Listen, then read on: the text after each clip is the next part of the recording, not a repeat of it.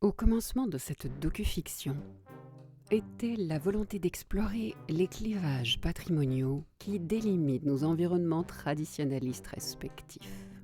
En partant du jardin de ma mère, menacé d'expulsion par ses propriétaires à la fin des confinements, et du vaccin de mon beau-père, interviewé ici sur les motivations et la santé de fer qui le caractérise dans son habitat naturellement isolé. Nous avons donc imaginé avec quelques amis du terroir béarnais et belge cet attelage pseudo-olympien qui, vous le verrez, emmène une déesse de la communication commodément appelée Hermès et ses espions d'hommes chevaux Apollon et Dionysos vers la planète imaginaire Bellois. Il s'y déroule une partie de tennis à la Jacques Tati, arbitrée par un docteur incarnant l'autorité de référence contre laquelle Dame Nature, romantiquement envahissante, s'obstinera, aidée d'un majordome apollonien incarnant la fantaisie solaire avec un chouïa de maladresse touchante à la Peter Sellers, ainsi que d'une militante écolo, de petites princesses parlant à des poteaux roses, d'une costumière ne se déplaçant qu'en divan Louis XV et d'une certaine dive bouteille russe, pour à la fin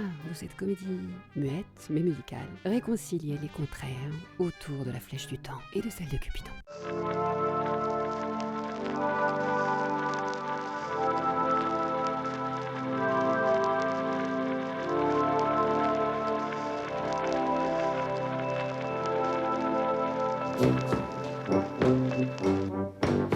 Les vaccins, comment, contre la grippe et tout ça? Tu te vaccinais contre la grippe? Non, Non. jamais. Mais alors pourquoi tu l'as fait si c'était contre ta C'est philosophie? parce que tout le monde l'a fait. Alors, finalement, pour une fois, je me suis laissé faire sans être convaincu. Oui, c'est pas dans tes habitudes, hein, ça. Pas du tout. Ça m'a un peu étonné. Bien. Un peu se- étonné, un on a peu échappé inquiété. d'elle.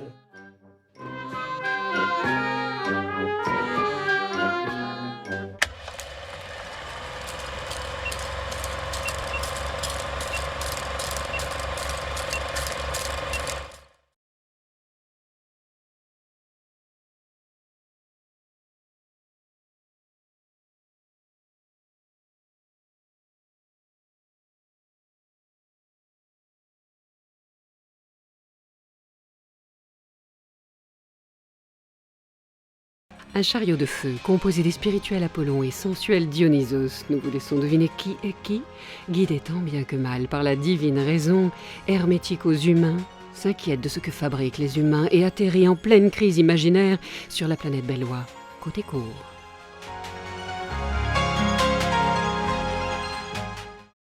On assiste à l'installation des pions d'un docteur fol-arbitre lors d'une partie de tennis qui se joue selon des règles scrupuleusement techno-sanitaires, malgré l'absurdité du jeu erratique des joueurs et le cadre végétal envahissant. Ceci ne perturbe nullement leur sentiment de supériorité surréalistement conforté par un physique avantageux et une technique imparable. Que les meilleurs gagnent.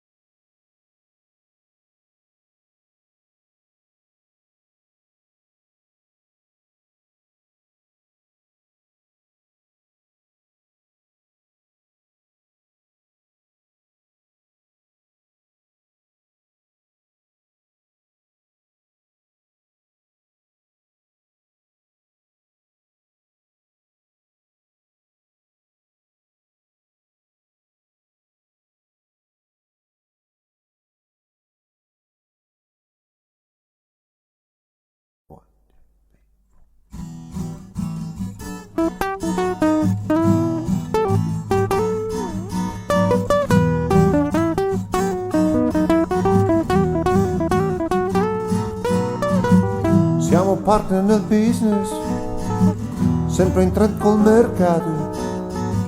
Siamo i mostri di Loch Ness, doppio petto gessato, figli delle strategie, poeti delle sinergie. Non trascuriamo mai il posizionamento, non trascuriamo mai il posizionamento. Non trascuriamo mai il posizionamento.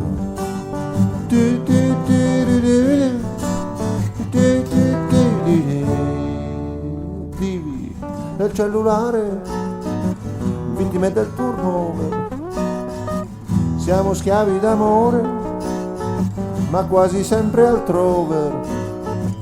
Diventiamo partner nel business. Hermès, matant les prémices d'une mutinerie dionysienne, réussit à faire décoller son chariot de feu pour quitter la cour et observer ce qui se passe côté jardin. Elle y envoie Apollon en espion, où la maîtresse de maison tente de faire dresser un buffet destiné à la remise des trophées pour les meilleurs joueurs.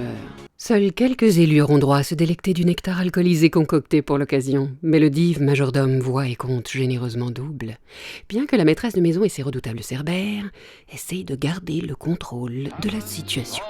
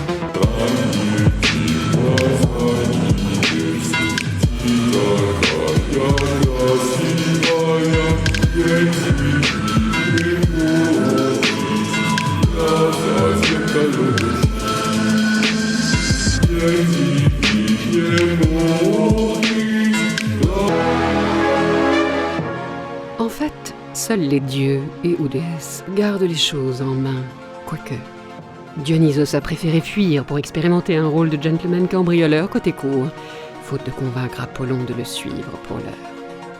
Hermès mène sa chevauchée vers le cours où se pressent quelques missions essentielles pour transformer robots raisonnés en humains organico-poétiques. Tout en profitant du paysage, lunettes de star et cheveux au vent s'en vont semer de bonnes graines. Pendant que de parfaits petits soldats échangent staccanovistement sans balles ni filets.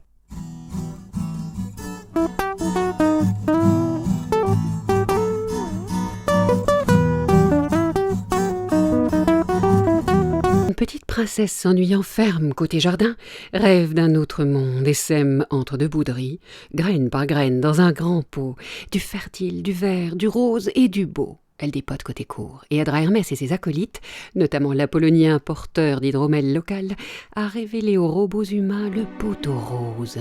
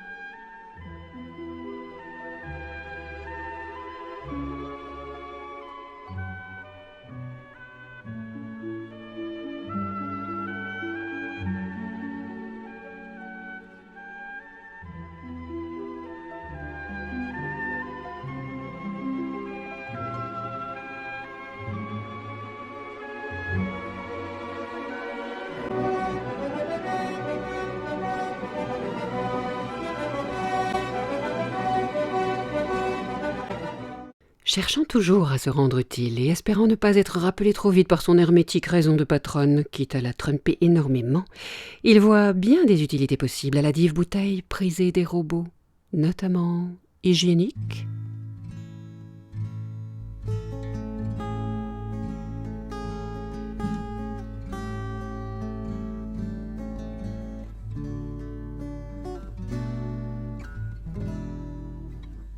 Mi tiro su, preparo un caffè, non importa che ridi, tanto non gioco più, la cioccolata è finita ieri. liscio è il palato dei desideri.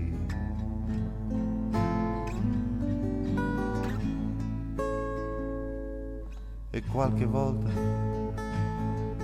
avrei ancora voglia. One, two, three, four.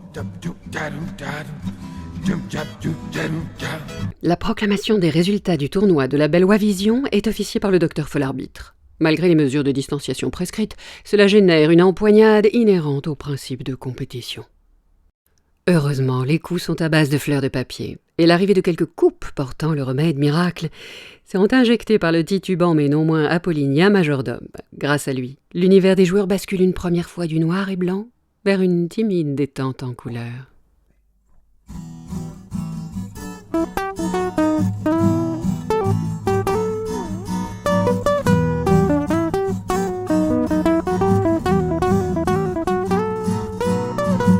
Siamo partner nel business, sempre in trend col mercato. Siamo i mostri di Loch Ness, doppio petto gessato. Figli delle strategie, poeti delle sinergie. Non trascuriamo mai il posizionamento.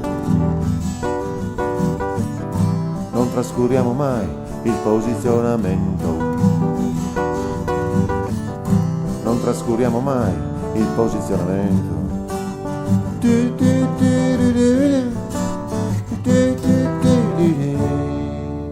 Divi nel cellulare, vittime del turnover.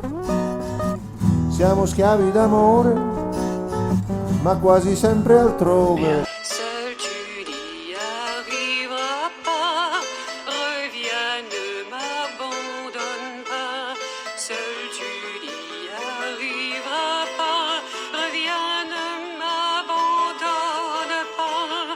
Seul tu n'y arriveras pas, reviens parfois. Dans mon chameau blanc parfois. Ève, ramasseuse de balles et première femme à s'infiltrer dans un tournoi belwarossien, elle aussi instillera sous peu au jeu son ralenti fleuri.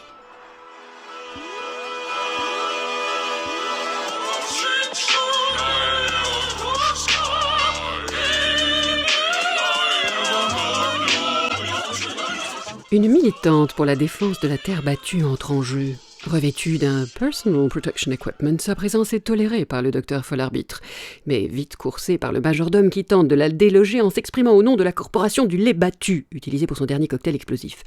Elle finit par trouver place silencieuse dans les gradins sous la menace efficace du docteur Folarbitre, et tandis que tourne la roue des petites princesses.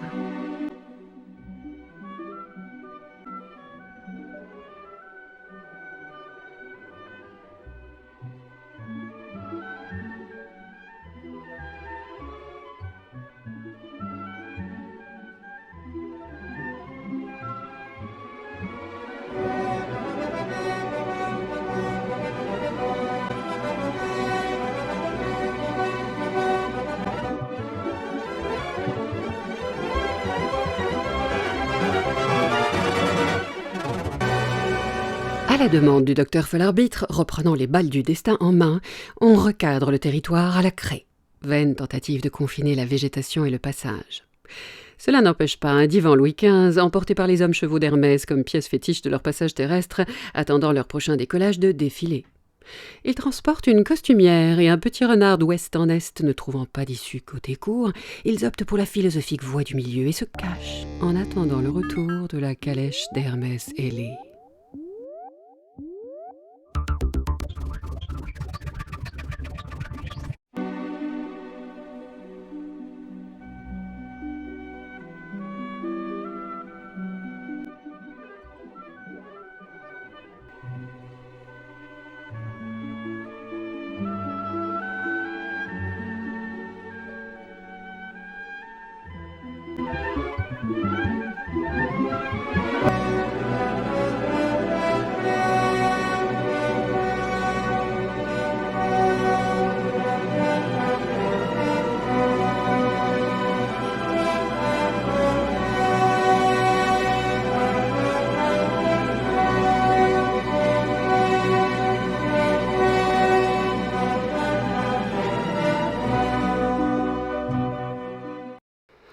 l'origine des tentes inhérentes aux bonnes descentes et à la présence innocente et polie des petites princesses se confirme. Les hommes chevaux ne savent plus trop où donner de la tête que les princesses quittent les gradins du tennis et trouvent leur poteau rose bien plus intéressant, notamment pour apprivoiser un chien ou renard ambré campé sur canapé.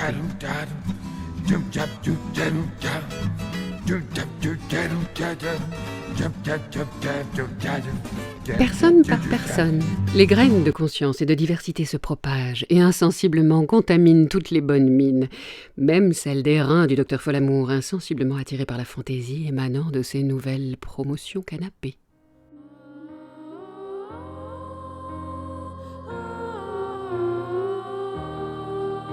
Sans maquillage et sans trucage, ni camouflage, t'as passé l'âge.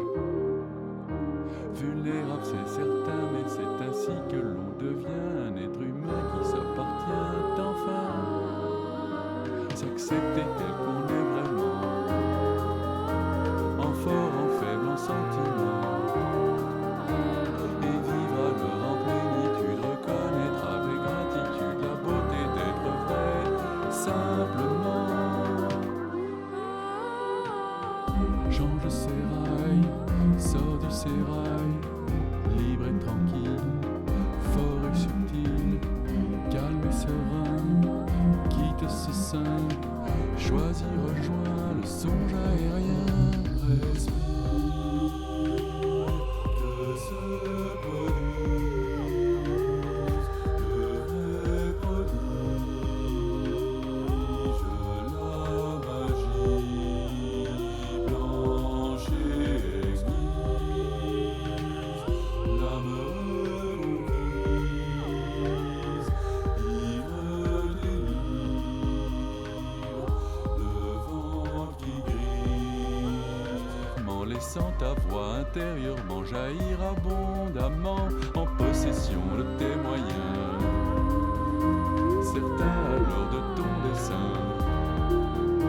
C'est le monde qui t'appartient, à son tour le monde finira par t'ouvrir grand l'espace de ses bras. Dans l'harmonie. La partie de tennis prend des couleurs. La costumière entre en action tel un chef d'orchestre sur un air de French cancan, redistribuant les rôles, ajustant d'un coup de comique de répétition les couleurs de sa palette.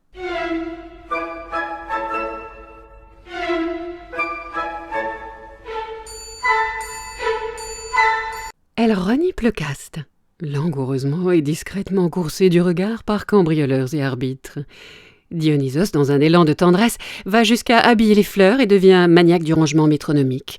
Il pourrait bien garder les pieds sur terre, alors qu'Apollon se plaît en battleur aérien. La vie n'est-elle pas faite d'alternance et de contraste de lumière ?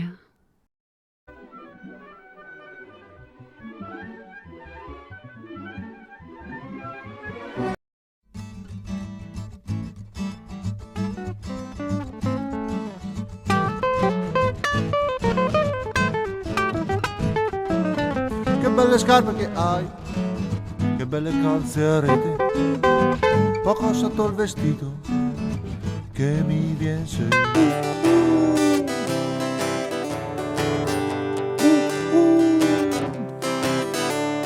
Vi parlo di un amore che mi ha spezzato il cuore. La calèche reprend son envol vers les Champs-Élysées où Hermès, fatigué, a renoncé à ramener Dionysos aux explorations divanesques trop utiles à l'humanité désaxée.